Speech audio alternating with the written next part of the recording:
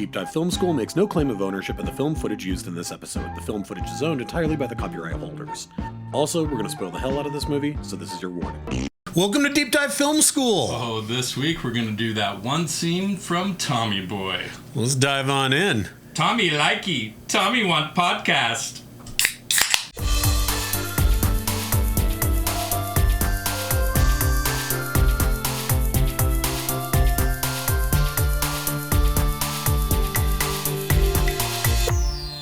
All right, everybody, I'm Adam Sherlock. And I'm Adam Poultry. And if you like what you see /here, please like and subscribe. You can find us on all the spaces and places people find good media. This is a segment that we do every other episode. Yep. Where we pick one scene and we analyze it. This one scene... This week, what are we doing? The Great Tommy Boy. The Great Tommy Boy. And classic 90s comedy, right? Like, yeah. And the ultimate road trip movie, too. Yeah, like, totally. I think it's like...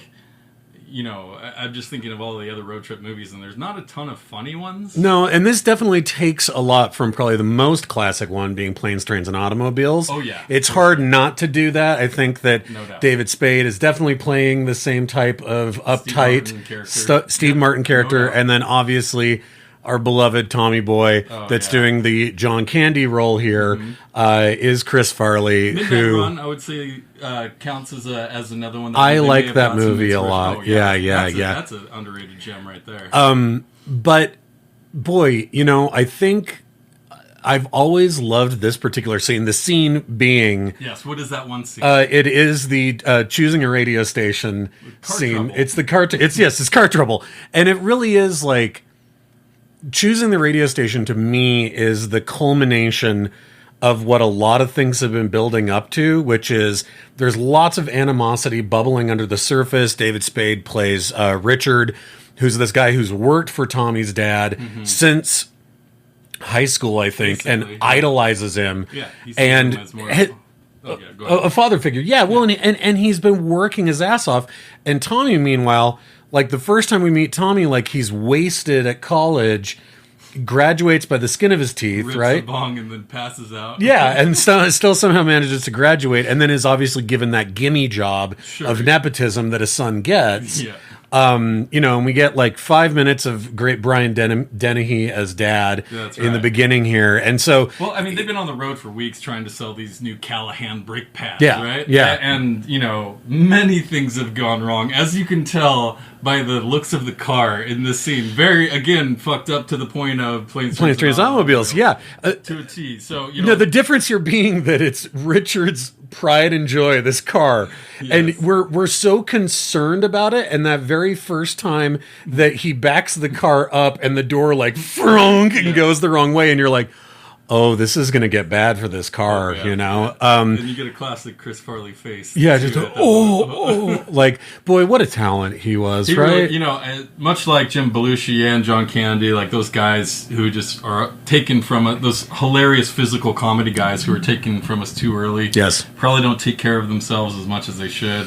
A lot of times get into drugs and alcohol. And, you know, it's a tragic thing, but, you know, selfishly, there's decades of belly laughs that we're missing out on. Oh my God, yeah, and just such. I mean, you mentioned Jim Belushi, Jim Belushi. He's still with us. Yes. John Belushi. Oh, did I say Jim? No, I think you said John. Oh, I think I said Jim. Oh, okay. I meant, Yeah, we knew what you meant if you did.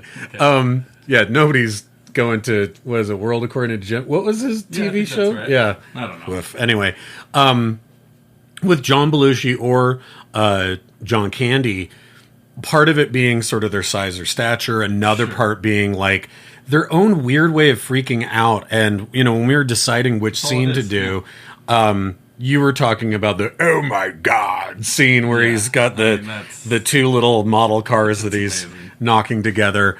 And there was something so particular about his juvenile yet deeply endearing. And I think that's, you know, Robin Williams was like this too, where it's like the character is in pain. Like, and that in some ways part of what's making it funny is because they're insecure. His dad just died. And they're on the road, sells these brake pads. Yeah, I don't know what I'm doing. Like, all of those things make it really I'm funny. actually ultimately glad we went with this scene because there's actually a lot going on here for a comedic scene, and it's actually really important scene in the movie for the character's development, because really it forces them after this scene to like kind of look at one another and say like, what the fuck are we doing out here? Like, you know, and it actually changes them. And, you know, after they have that conversation that was prompted by this scene, they end up making their first sale. Yeah, and you're right that there is this, you know, both of their attitudes and weaknesses are laid bare after this. But let's go through it, because the first thing that happens is just... I mean, the amount of things that go, one thing after another, that go wrong throughout this movie, but in particular this scene. Because there is, I think, with good comedy, and I'm thinking of movies like The Jerk, again, one I've referenced before for this specific kind of comedic element would be Money Trap, but it's these... Money Pit, sorry. Where it's a Rube Goldberg of like, you know, and then you put a billiard ball here, and then there's a bowling pin here, and like, then all the things click into place, and one thing happens, and another thing happens, and then all the payoff comes along with it. Yep.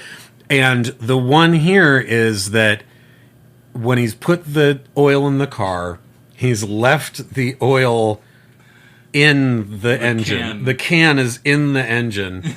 Or under the hood. Yeah. So the hood can't latch. And then they're picking their radio station. You know, they're picking a song on the radio.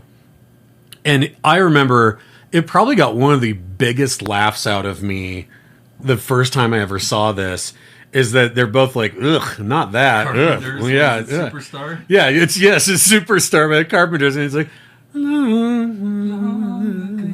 and he's like, I'm fine with it if you are. Talk about lame. Yeah, talk about.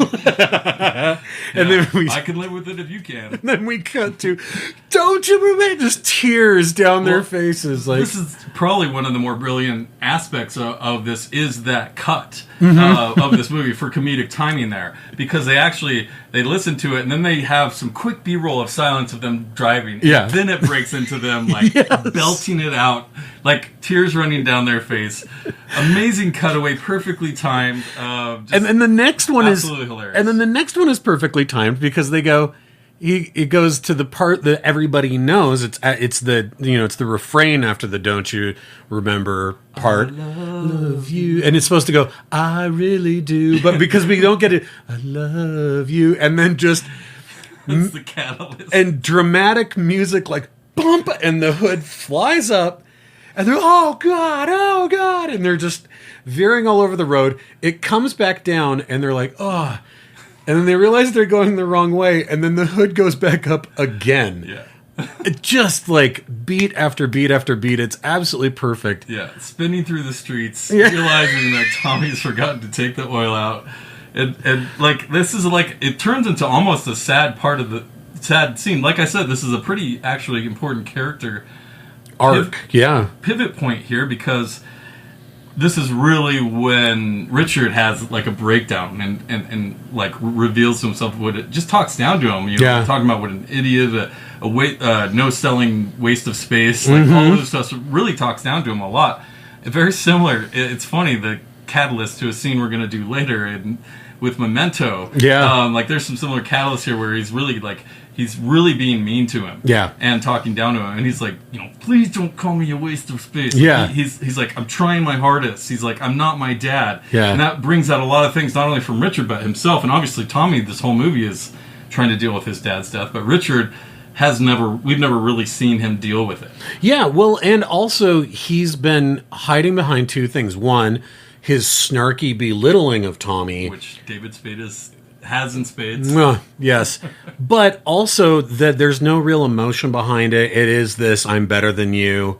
Like, was that a niner in there? Like, all of that kind of stuff. And then you add on to that these, you know, almost cliche ways that he talks about Tommy's dad. Like, you know, he could sell a ketchup popsicle to a woman in white gloves. He's like, what the hell does that mean? What a weird metaphor, but I totally get what he's saying. I get it too, but it's also, there's no truth behind it. There's no reality behind it.